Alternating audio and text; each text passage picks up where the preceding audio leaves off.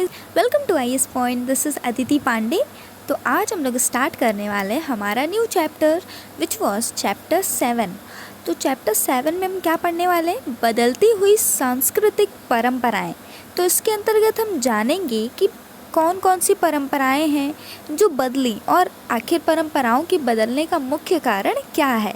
वैसे इसके पहले वाले चैप्टर में भी हमने कुछ इसी से कनेक्टेड बातें की थी कि परंपराओं के बदलने का मुख्य कारण क्या था, कुछ परंपराएं किन किन कारणों के कारण बदली। तो आइए इसमें भी देखते हैं कि आगे क्या लिखा है। इटली के नगरों का पुनरुत्थान।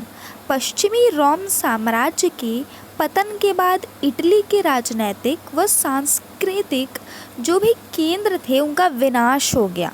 तो इसमें ना बेसिकली बात की गई है जैसे जितनी भी बिल्डिंग्स थी और इन सब में ये इस टाइप की परंपराएं किस तरीके से बदल गई।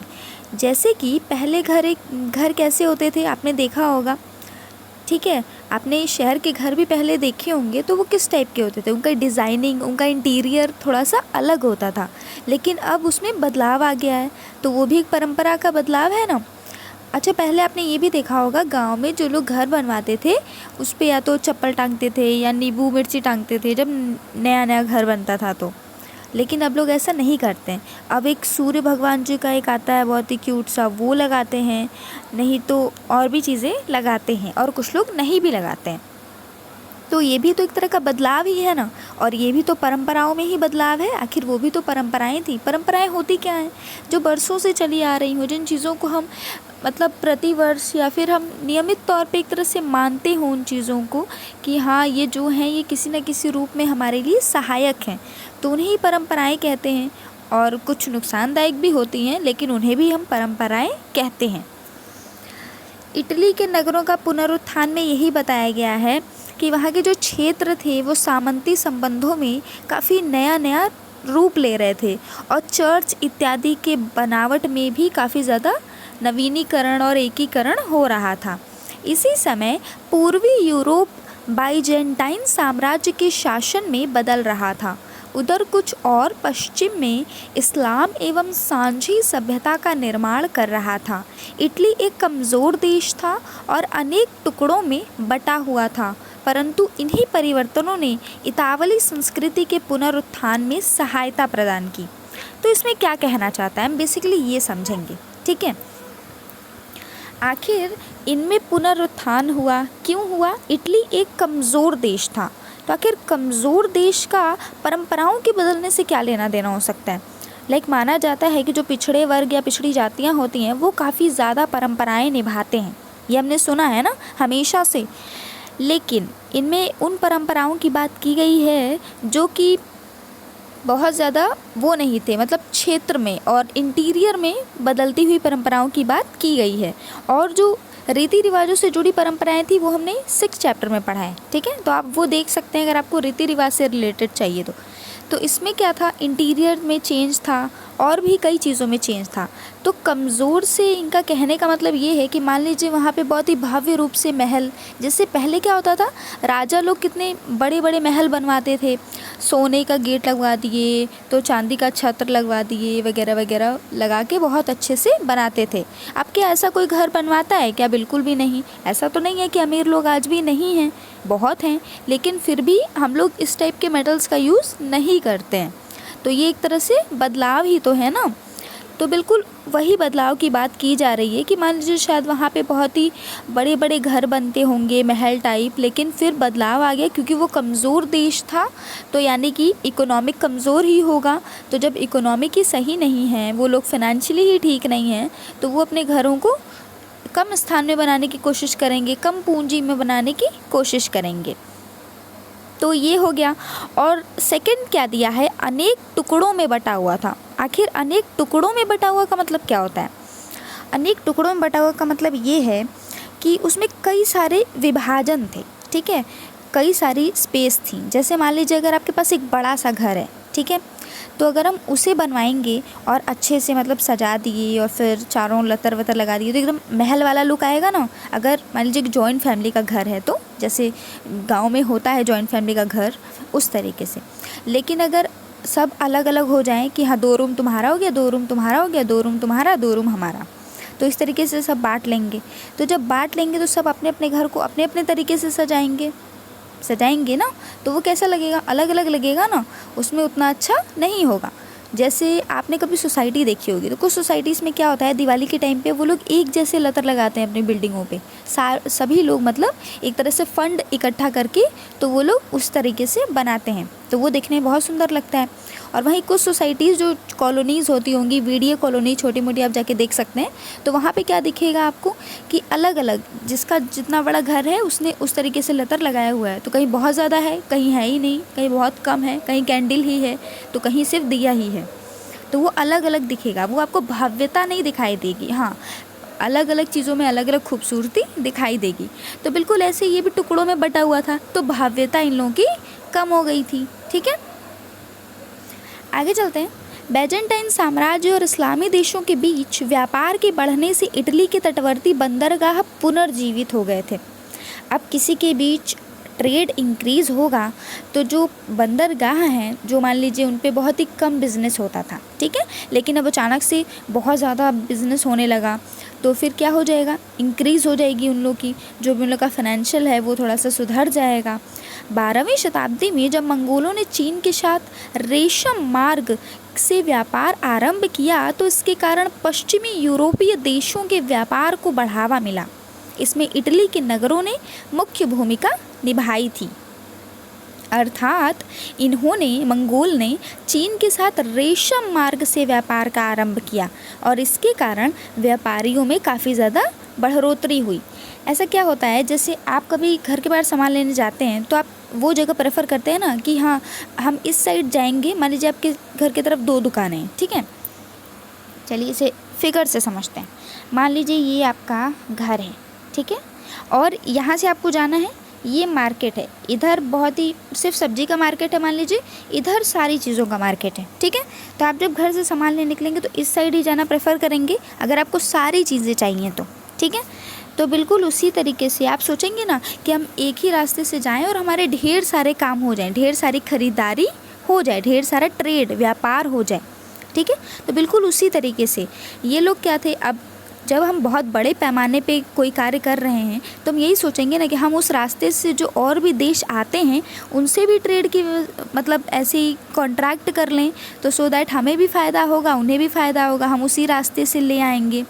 तो इससे क्या होगा, थोड़ा बचत भी हो जाएगी। जैसे किसी काम को यदि बहुत बड़े पैमाने पे किया जाए तो उसमें प्रॉफिट थोड़ा सा ज़्यादा मार्जिन निकलता है।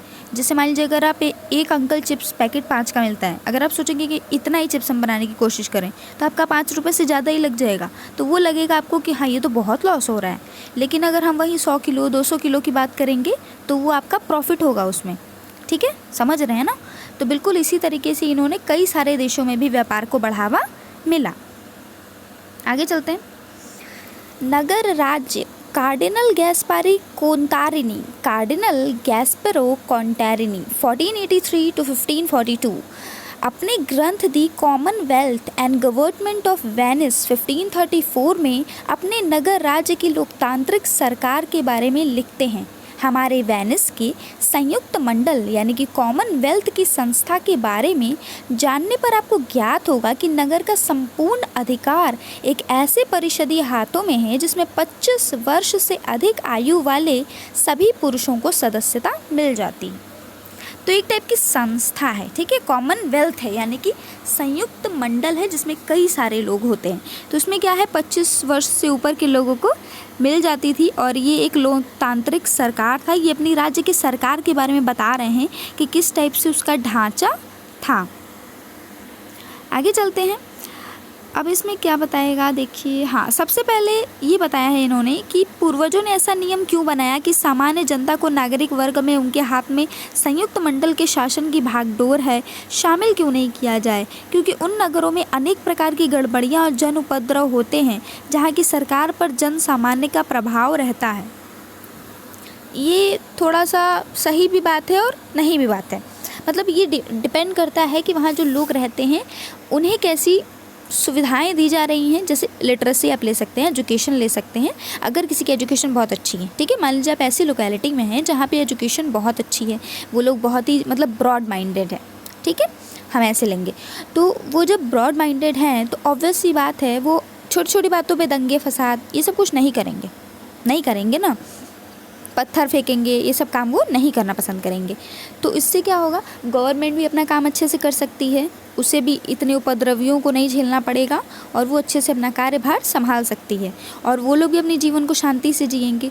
अब जहाँ लोगों का मतलब जो लोकतंत्र है उसका प्रभाव ज़्यादा हो जाएगा सरकार पे, तो लोग ही सरकार चला लेंगे ना, तो फिर सरकार को लोगों को चलाने की क्या ज़रूरत है। सरकार को हम क्यों चुनते हैं, देश चलाने के लिए। जब पूरा देश ही सरकार बन जाएगा तो फिर देश कौन चलाएगा, देश तो सरकार बन गया ना। तो बिल्कुल वही इसमें कहा गया है कि लोकतंत्र होना चाहिए, लेकिन लोग जो हैं यानी लोग जो हैं पब्लिक जो है वो उतना प्रभावी नहीं होनी चाहिए। किस पे, अपने सरकार पे थोड़ा कंट्रोल, जैसे कहते हैं ना स्कूल में यदि बच्चे जो हैं वो टीचर के सर पे चढ़ जाएंगे तो टीचर पढ़ाएगा कैसे। तो बिल्कुल वैसे ही थोड़ा सा टीचर को स्ट्रिक्ट तो होना ही पड़ेगा ताकि बच्चे अच्छे से पढ़ें और वो फ्यूचर के लिए अच्छा भी तो होता है। अच्छा, ये क्या दिया हुआ है, 14वीं व 15वीं शताब्दियाँ, तो इसमें बताया गया है कि क्या क्या हुआ था। ये बुक में मिल जाएगा, आप लोग पढ़ लीजिएगा। आप एक एक लाइन हम बताएंगे तो कुछ होने वाला नहीं है, आप बुक से बहुत अच्छे से पढ़ सकते हैं। जो समझाने वाली चीज़ें हम वो आपको समझा देंगे, ठीक है। तो आगे आते हैं, विश्वविद्यालय और मानवतावाद। यूरोप में सबसे पहले विश्वविद्यालय इटली के शहर में स्थापित हुए। तो बस इसमें इतना ही याद रखिए क्योंकि यही थोड़ा ज़्यादा इम्पॉर्टेंट है। आगे चलते हैं, और इसमें कई सारे अध्ययन केंद्र भी रहे, यानी जो एजुकेशन सिस्टम था वो अच्छा था, आप बेसिकली ये कह सकते हैं, ठीक है। आगे चलते हैं, विश्व इतिहास के कुछ विषय में। इतिहास का मानवतावादी दृष्टिकोण। मानवतावादी समझते थे कि वह अंधकार की कई शताब्दियों बाद सभ्यता के सही रूप को पुनः स्थापित कर रहे हैं। जब कोई भी कार्य करता है ना तो सोचता है कि ये जो मैं कर रहा हूँ ये बेस्ट कार्य है, मैं जो कर रहा हूँ एकदम अच्छा है और इससे अच्छा आज तक हुआ ही नहीं। तो अब कोई भी यूनिक चीज़ होती है तो सबको अच्छी लगती है ना। जैसे कोई गेम आ गया या कोई नई बुक आ गई तो आपको 4-5 दिनों तक कुछ ज़्यादा ही अच्छी लगेगी, मतलब कि एकदम दिन भर पढ़ लें, पढ़ के ख़त्म कर दें, पूरी बुक अच्छे से पढ़ जाएं, एकदम ये बुक तो बहुत अच्छी है, बहुत अच्छी लग रही है, ये जिज्ञासा रहती है। तो वैसे ही इसमें बताया गया है कि मानवतावादी समझते थे कि वो जो भी सभ्यता को चुने हैं और पुनः स्थापित कर रहे हैं वो बहुत ही सही है और बहुत ही अच्छी है, ठीक है। लेकिन जब किसी चीज़ को सिर्फ इनिशिएट करने वाले होते हैं ना तो वो चीज़ें हमें बहुत अच्छी लगती हैं, लेकिन जब फील्ड वर्क पे जाके हम चीज़ों को देखते हैं, ऑब्जर्व करते हैं, उनका रिजल्ट क्या है, उनका बैड इफेक्ट क्या है, उनका पॉजिटिव इफेक्ट क्या है, तब हमें पता चलता है कि क्या है असलियत। आगे चलते हैं, आगे क्या देखेंगे हम लोग, कलाकार व यथार्थवाद। उस काल के लोगों के विचार को आकार देने का साधन मानवतावादी के लिए केवल औपचारिक शिक्षा ही नहीं थी बल्कि वस्तुकला और ग्रंथ भी थे। तो यानी कि इसमें बताया गया है कि उस काल के लोग, शिक्षा तो अच्छी थी ही, उसके साथ साथ कला, वास्तुकला, ग्रंथ इत्यादि की भी भूमिका बहुत अच्छी थी, यानी ये सारी चीज़ें भी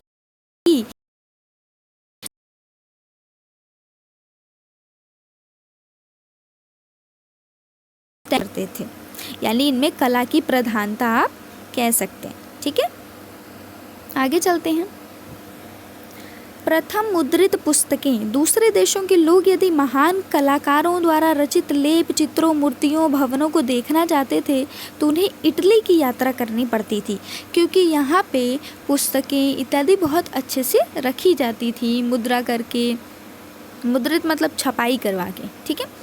तो अच्छे से इन्हें रखा जाता था। इन लोगों को बुक्स, और कलाकार तो थे ही ये लोग, तो कला की भी थोड़ी ज़्यादा प्रधानता थी। अब हम लोग कहाँ घूमने जाते हैं, वही ना जहाँ हम लोग को कुछ सीखने को मिले। अगर हम कहें कि आप किसी ऐसे पार्क में चले जाइए जहाँ सिर्फ झूला देखने को मिलेगा, और एक ऐसा म्यूज़ियम है जिसमें बहुत सारी अच्छी अच्छी चीज़ें हैं, बहुत कुछ रखा हुआ है, उस पूरे स्टेट की आपको एक तरह से जानकारी मिल जाएगी, तो हम तो वहीं जाना पसंद करेंगे कि जहाँ हमें थोड़ी सी नॉलेज भी अच्छी सी मिल जाए और हमारे टाइम का अच्छा से यूटिलाइजेशन हो जाए। तो बिल्कुल वैसे ही इटली, जो भी लोग थोड़े रोचक थे, जिज्ञासु थे, जानने के इच्छुक थे, वो लोग इटली घूमना पसंद करते थे। यानी आप कह सकते हैं कि ये पर्यटकों का भी एक प्रमुख स्थल उस टाइम पे था, ठीक है। आगे चलते हैं, महिलाओं की आकांक्षाएं, वैयक्तिकता। अब ये जानते हैं क्या है इंडिविजुअलिटी। नागरिकता के नए विचारों से महिलाओं को दूर रखा गया। सार्वजनिक जीवन में अभिजात व संपन्न परिवार के पुरुषों का प्रभुत्व था और घर परिवार के मामले में यही निर्णय लेते थे। यानी उस टाइम भी पैट्रियार्कल ट्रेडिशंस चल रहे थे। बेसिकली हम ये कह सकते हैं कि उस टाइम पे सारे निर्णय जैसे लगभग आज भी पुरुष ही लेते हैं, उस टाइम भी वैसे ही सारे निर्णय लगभग पुरुष ही लेते थे और महिलाओं को घर संभालने का ही कार्य था।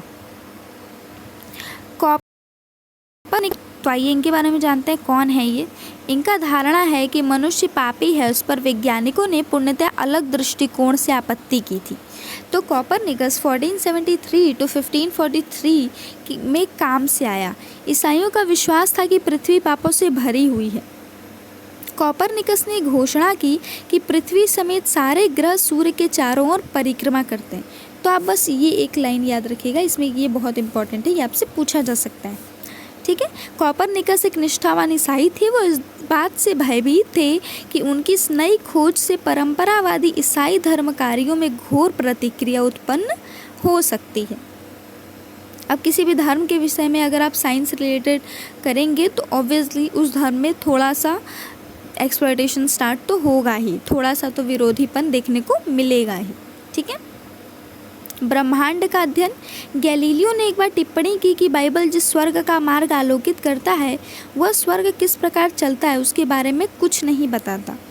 तो वैसे ही मतलब ये लोग काफ़ी ज़्यादा जिज्ञासु थे, तो हर क्षेत्र में अपने आप को आजमाना चाहते थे।